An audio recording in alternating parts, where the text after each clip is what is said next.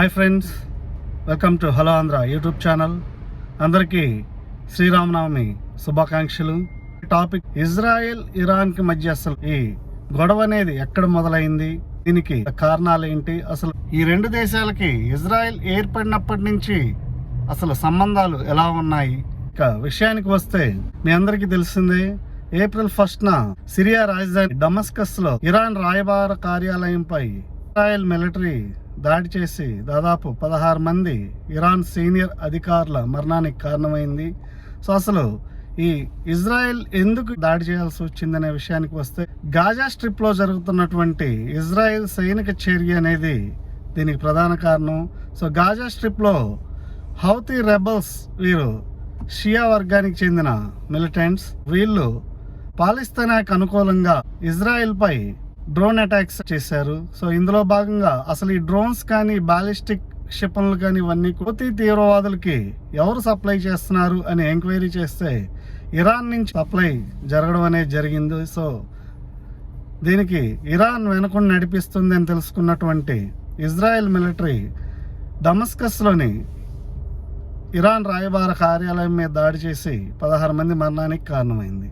So తర్వాత April 13, 14న Iran కూడా దీనికి ప్రతీకారంగా ఇజ్రాయెల్పై దాడి చేయడం జరిగింది. అయితే ఇందులో ఎలాంటి ప్రాణ నష్టం జరగలేదు.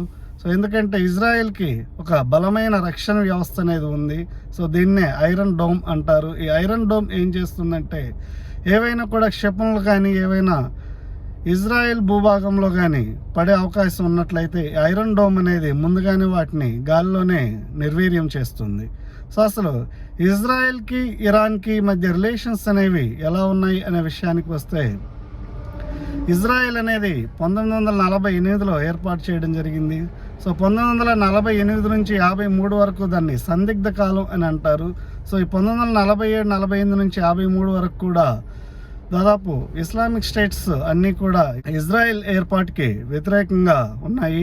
అందులో భాగంగానే ఐక్యరాజ్య సమితి ప్రతిపాదించినటువంటి పాలస్తీనా ఇజ్రాయెల్ విభజనకి, అలాగే ఇజ్రాయెల్ ఏర్పాటుకి సంబంధించినటువంటి యెరూషలేం రాజధానిగా కొత్త దేశానికి సంబంధించినటువంటి యునైటెడ్ నేషన్స్ పార్టిషన్ ప్లాన్ అనేది ఒకటి తీసుకురావడం జరిగింది ఇజ్రాయెల్ ఏర్పాటుకు మద్దతుగా.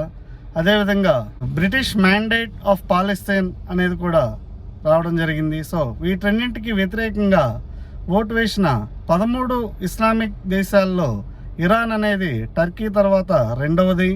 సో ఇక 1953 తర్వాత అక్కడ మహమ్మద్ పహ్లావి అధికారంలోకి రావడం జరిగింది.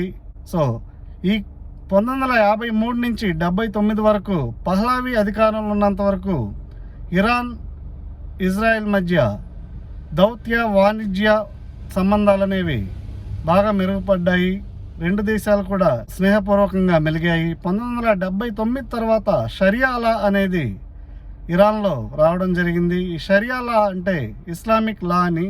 సో ఈ ఇస్లామిక్ లా షరియా లాలో ఏం జరుగుతుందంటే, ఖురాన్ ప్రకారం రాజ్యాంగబద్ధంగా పరిపాలన అనేది జరుగుతుంది.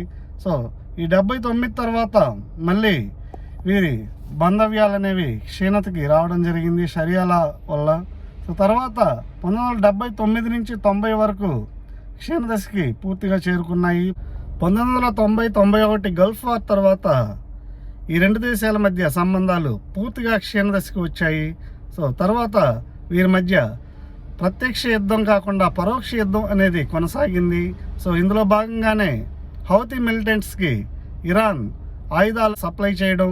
సో అది తెలుసుకున్నటువంటి ఇజ్రాయెల్ డమస్కస్లోని ఇరాన్ దౌత్య కార్యాలయంపై దాడి చేయడం, దానికి ప్రతిదాడిగా ఇరాన్ ఇజ్రాయెల్ మీద దాడి చేయడం జరిగింది. సో ఈ రెండు దేశాల మధ్య ఉద్రిక్తతలు అనేవి మధ్యప్రాచ్యం మరియు ఐరోపా దేశాల ఆర్థిక వ్యవస్థ మీద తీవ్రమైనటువంటి ప్రభావం చూపే అవకాశం ఉంది.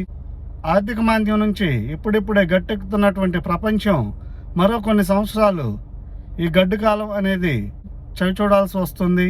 సో దీని మీద మీ అభిప్రాయాలని కామెంట్స్ రూపంలో తెలియచేయండి. Thank you.